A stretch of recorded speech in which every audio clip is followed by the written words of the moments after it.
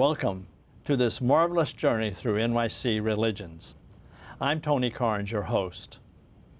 Last time, my producer, Brian Finnerty, and myself talked about the changes that were going on in the city before COVID and after. The city is really changing. It's changing in dynamic ways, including the amount of type of peoples that are coming here. One of the things that started before the COVID but stopped and now is returning is the large uptick in the number of Europeans coming to New York City. You see this both in people coming here for work, for education, for play. You also see spiritual journeys here. I've run across an imam in the Bronx who is from London. Or just the other day, I ran across another person from England that was looking to found one of the New Age religions in Brooklyn. And I thought, wow, we're becoming a destination both for European settlers again, but also for European spiritual seekers or preachers.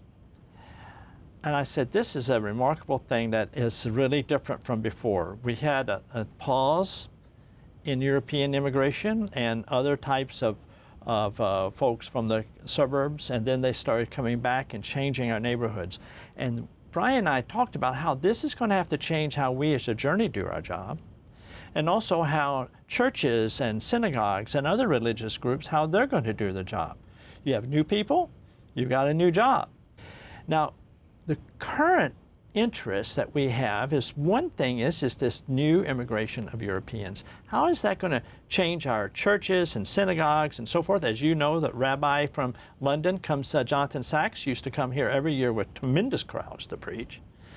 And now we have other people showing up to share the word, to help people, or they're spiritually seeking themselves. So I asked an acquaintance of mine, Luke Martens, who is from England. And I was curious how he got here and what is he doing here and what does he think about what's going on? Luke, welcome to the program. Thank you, Tony. I appreciate it. Thank you for having me. You come from England originally, is that right? Sure. Yeah, I was born in England. Spent a lot of my life there, among other places, but consider myself an Englishman culturally. And your parents were missionaries here and there? Yeah, my parents were missionaries, but they were both essentially raised in England. Yeah. And you ended up in Manchester. And everything was hunky-dory and your faith life just boomed and blossomed, or what happened there? No, that's not really many people's story in Manchester. I mean, Manchester is a post-industrial revolution part of the country where a lot of industry has run its course. There's a lot of unemployment. There's a lot of poverty. It's a difficult place to live, and so a lot of people who live there look to try and find ways out of there to places where they're able to be more successful. So you're telling me that you felt sort of pushed by the circumstance to go someplace else? Yeah, I think it was a combination of things. I mean, for me personally, coming to America, I met my wife, who's American, and that's a pull. that is a pull. That is a pull. I have a lot of friends who met their significant others from in that place, but from other places, and they ended up leaving Manchester and going to those places. And I think it's also common for, I mean, in every culture, it's pretty common for children to not want to stay where they are, right? So, if you're born on Long Island, you tend to move to the city or go to New Jersey. You don't stay on Long Island if you can avoid it, just because everybody always thinks, as they say, the grass is always greener, but just as hard to cut. And, for me, New York is a place where, anything is possible, nothing's very likely. But just the fact that anything is possible is a distinct cultural difference to where I'm from. How else would you contrast Manchester and New York? The standard of living here is much higher. Yeah, I would think that it's definitely a lot more diverse. New York is a place where, unless you're an indigenous people, nobody has any more right to be here than anybody else. And it is a place that, to its great credit, it champions capability and welcomes those who are seeking to establish themselves and to do things. And if you are able, then, I mean, New York is one of the few places on the planet where literally anything can be a job and anything can be turned into a viable form of a living, you know? And where I come from, you know what your options are and they're pretty set. Now, did you come here not only because your wife is from here, did you come here, eventually you sort of came back to your faith and you decided to become a minister. Did you come here for ministry training or? No, initially, no. What did you come here to do besides being with your wife? We came here because my wife's family are from here. And, you know, it's the age-old complaint is that people move to New York and then when they come to New York to take something from New York, and if New York doesn't do what they want it to do, then usually they just go home and have children somewhere else where there's a bigger support system. It's a beast that is hard to manage, and people often leave to have families. And I'm one of the few who came here to have family because my wife is from here. So, you know, my in-laws are here. There's a support system here, and we definitely had peace about being here. And I think that, you know, being a person of faith means that that's always a considerable determining factor in your life choices, especially. Now, you were a person of faith before you came here. Yeah. Now, I think I need to circle back to Manchester. Okay. Your parents were missionaries, but y'all had rocky times. Did you stay in the faith? Yeah, after a fashion. Yeah, what included in that fashion? Well, you know, as the Bible says, if you raise a child in the way that they shall go, they'll return to the ways of their youth, right? Yeah. You know, my parents were divorced by the time I was 13, and by the time I was 16, I was living with a friend of mine who was a professional transvestite, and we were doing whatever we needed to do to make money and to get, you know, to stay afloat. But I was always very aware of God's presence. So we shouldn't inquire too much what you were doing at that point. Well, I wasn't doing anything too illicit, I'm afraid. Nothing very juicy. Just you know, I was just getting by. You know, trying to do whatever would pay the bills. Well, how did you come back? How did you? Faith? Yeah, or maybe we'd say a different lifestyle of faith. Yeah, I think I do think that you know, I was raised in a non-Presbyterian, non-Reformed context, right? And so in that context, when you talk about faith, often you talk about distinct moments. You know, in my more Arminian history, you know, the idea is that when you get saved, there's this moment, and most people can speak about the day and the hour that they had this experience of salvation, and then things generally move on from there. And I think that sometimes it can feel like in a Presbyterian context that people are saved by inertia. You know, they're kind of, they get baptized as babies and somewhere along the way they find salvation, but they couldn't tell you exactly where. And I think that in reality, faith is always a journey, you know, that there are many times we have different kinds of encounters with God. Nobody's ever saved by proposition, right? They're saved by encounter. So I think that I knew the Lord from a young age, but I don't think I really had a grasp of my own faith in a deeper sense until I was probably in my early 20s. How did that take place? I had a lot of, I had a relatively tumultuous childhood, let's say. We had, I was very disillusioned with the church, right? You know, I think it was, people like to say it was Augustine who said, the church may be a whore, but she's my mother, you know. And did you think that? Or something worse? Well, I would say that, you know, I had really negative experiences of being in church and being treated poorly by churches. But you can't always judge the groom by the bride, you know, and I think that God's proven himself to be faithful. And, you know, I think that his hand was always upon my life. You know, as a child, I was born prematurely, and I had quadriplegic cerebral palsy, and I had many experiences of people attempting to heal me and all kinds of things. And through a lot of my own personal struggles, I kind of had to learn to be at peace with the mystery of God's will in things. And so I think that that was definitely something that kind of brought me back to faith. You know, you don't need to do much in the world outside of faith before you realize there's not much there.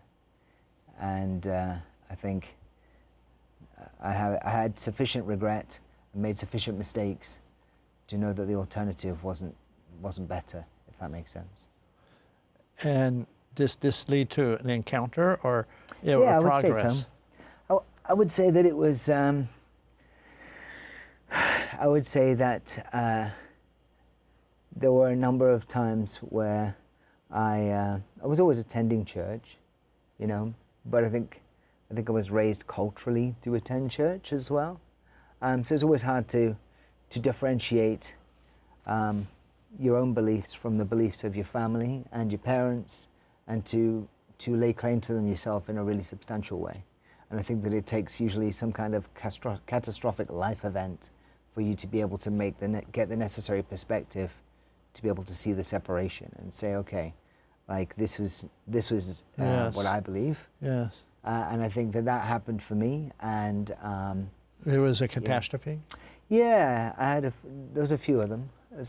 And you know, I had a number of situations where people came to me and said that they felt like, you know, God had called me into ministry, et cetera, and I was always like, I'm all right, you know, like I would rather not, because I know what ministry looks like, and it's usually a road of trauma and failure and catastrophe, and you know, God just kept kind of bringing me back into situations where He was calling me to minister in some way or another.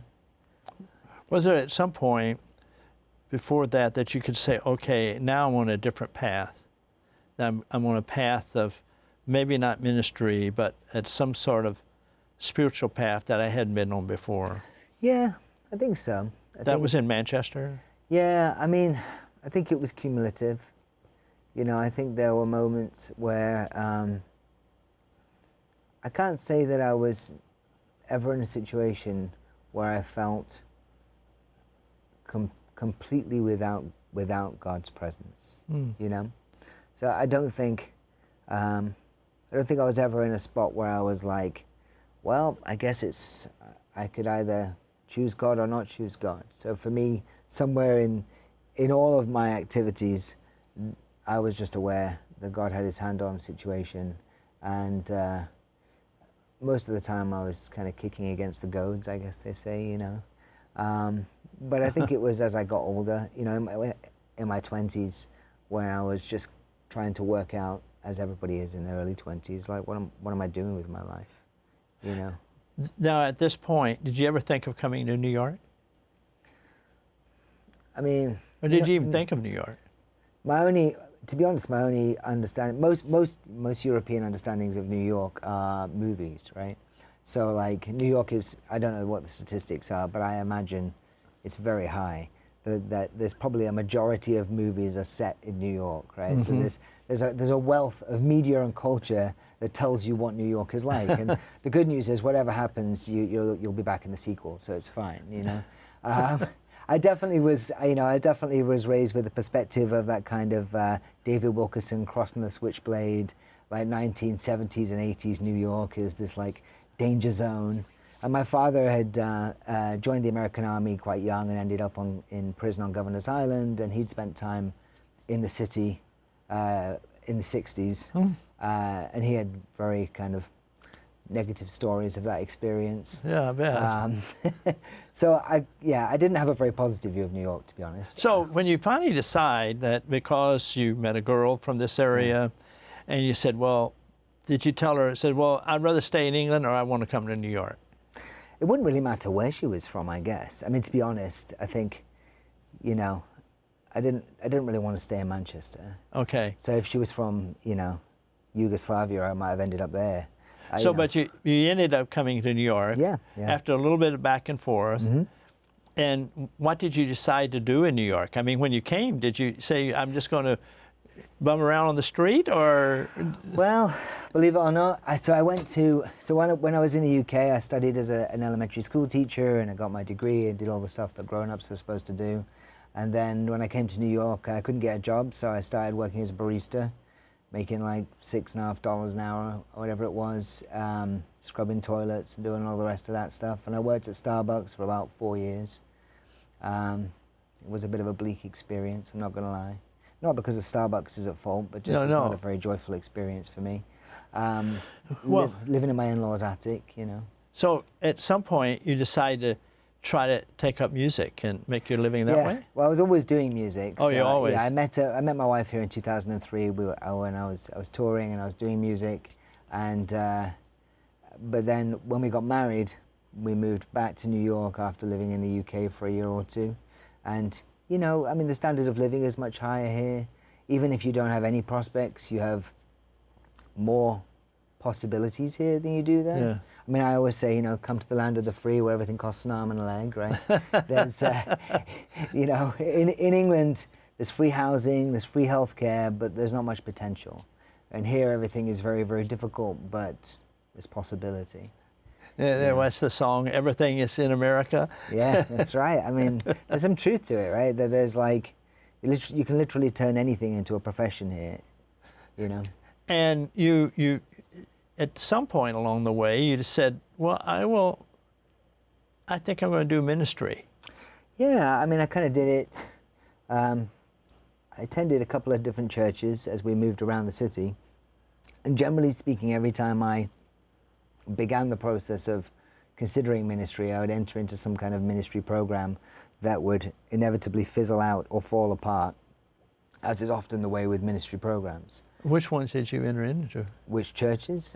Ministry programs. Oh well, they were all built into the churches. And I see. Yeah, for the sake of the unnamed, I won't tell you which churches they were. But yeah, you know, and a lot of them would be like, oh, what are your spiritual skills, or what are you called to do? And you know, that's a lot of what you're thinking about in your 20s. Is what am I supposed to be doing? Yeah. What's the purpose of my life?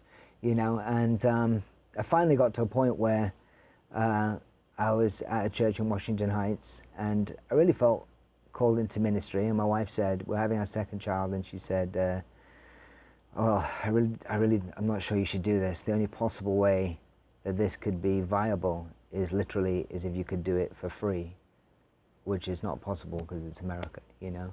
And then basically, in the next couple of weeks, an opportunity opened up for me to go to RTS and RTS is Reformed Theological Seminary. This is what is that? So Reformed Theological Seminary is a seminary out of, I want to say Jacksonville maybe, that has a New York campus. Mississippi. Sure. I've never been to the main campus, so I'm not 100% sure where it's based. I'm part of the New York cohort, so I'm going to say my American geography is lacking. So, yeah, it was brought to the New York branch of RTS. Was brought here by Redeemer, and Tim Keller taught there amongst a number of other professors. And you know, typically education is not easy to do inexpensively here. And God was very gracious and provided me with grants and opportunities.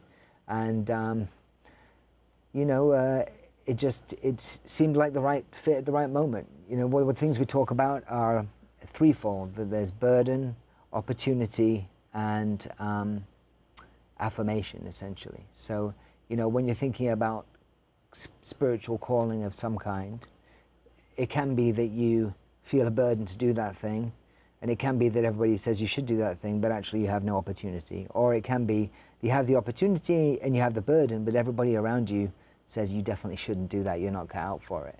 You know, so having this kind of threefold perspective was really helpful for me, because it was the first time where I felt called into ministry, where actually they all aligned and people were like, you should do this thing and here's this opportunity, and I felt at peace about it. Now, as you go through this program, do you see anything from your English background that's helpful, that shows you something, or that pushes you in a different way than your other cohort members? Yeah, I think so. I think, I think it's always helpful and healthy to have an outside perspective in many contexts. And I think one of the things that is distinctive about being British is that we are a good 50 years or more past our empire.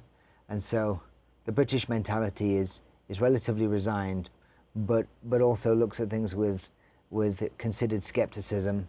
And, you tend to be surrounded in America, not New York so much, but a lot of people coming into New York are very optimistic and very triumphal, and see America as this bastion of truth and goodness and potential. And that's just not the culture I come from. Like the English are very self-deprecating, and we want to take the shot before anybody else does. And so entering into a context where you're considering theology, where you're considering culture, it gives you maybe gives you a bit more humility to do that, because you don't necessarily assume that you know the answer before you get there. I mean, it's hard being English sometimes, because. Well, let me ask you this: we have quite a few English that are coming to New York, and not just for theology, but for business and other types of education. What's their faith motions when they come to the city? Is it what do Britishers from that arriving in New York, where do they fit in the faith journeys? Or they are not in any faith journey, or they're in a journey away, or where do they fit? And does it change when they get here? It's hard to say. I think that largely the English that you'll find in New York are from the South, because that's where the money is.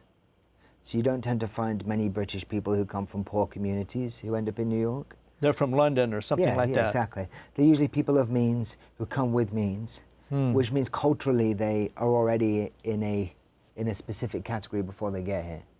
You don't find too many people who come from England who are coming here because they're fleeing oppression, or because they are, approaching New York in the same way that refugees might do. So a lot of the time they come here because they want to maximize their situation. They want to, to be fair, New York in America is one of the few places on the planet where it pays to be English.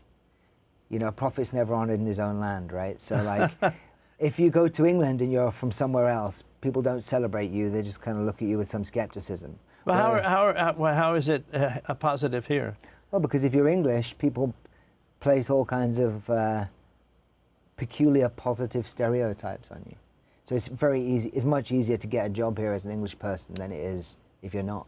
Just because people are like, oh, you're English, so people always assume I can spell. There's all kinds of strange things where people are like, oh, you must be smart, or you must be something because you're English. And so there's a great appeal to operating in New York City as an Englishman. Well, so if you, being a fellow Englishman now and a burgeoning pastor, or what they call when you're moving into the freshman or junior year, what's that a word they use? A rising pastor. Yeah, something like that. A rising senior. Yeah. Well, how would you reach them spiritually? I think a lot of it is you have to disabuse people of their preconceptions. I mean, England is probably 50 years past America in terms of its secularization. It's not a place that in any way has any kind of distinctive Christian spaces. I know New Yorkers tend to have a relatively skeptical view, let's say, of the Bible Belt here, right? But there are still cultural communities in America where it isn't lame to be a Christian. Whereas I really can't think of anywhere in England where it does you any favors in terms of your cultural cachet. So it means that if you come to them and it says, hi, chap, mate, or however you would say it, I'm a Christian, I want to introduce you to, what would they say to you? They look at you strange? Yeah, well, the assumption is that you're uneducated, that you're ignorant, that you're prejudiced, that you're just deluded. There aren't really any positive stereotypes of Christianity in England that are culturally ubiquitous. You know, if you watch an English television show, if there's a reverend on it, 9 out of 10 times he's either an alcoholic or a pedophile. Like the, what's the comedian that did the Thanksgiving, the Salvation Army Thanksgiving, the comic, the English comic? Oh my gosh. Well, we won't get... I'm not sure who is that. It's a wonderful skit. He decides to take over the Salvation Army band. Oh. Yeah, exactly. Yeah, I mean, it's not, you know, there aren't any positive portrayals as well. Well, so what would you do? You'd kick them out, or take them in the street and beat them over the head, or? No, I mean, I think the way that you have to reach the way that you reach the English about faith is usually just through relationship. It's like anything else, you know. That you have to, something has to be proven by action before it can be expressed often. I'm always told words. English are not very big about forming new relationships. Is that true? I don't think that's really true. I think that they are parochial and they do kind of keep to themselves in certain places, but they're also very, I've always found the English to be a social people. But they don't like American friendliness, do they? Well, they don't view American friendliness as sincere. That's what I mean. Yeah. So if you have a typical Southerner from RTS saying, "How are you?" No, that wouldn't go down very well. Well, let me tell you. I want to skip over before. Yeah. I'm really fascinated with this new cohort and what they're like, and that you're part of it. Sure. There's something else you brought to the table that you've been developing is music, and Sure. you've got an album coming out soon. Oh yeah, I mean it's a collection of songs. What's it called? The record will be called Thy Strange Design, THY, Strange Design. There was one that was released first in 2017, but this is a body of work. So this will be out in September. September, yeah. Okay, look. I know we have to wrap up. We got to wrap up. Yeah. But thank you very much. Oh, it's my pleasure. We can go so much further. Yes. But yeah. we've got you here in New York, so we got time. We've got time, yeah. Journeyers, thank you for joining us. We'll see you next time. I'm Tony Carnes, your host.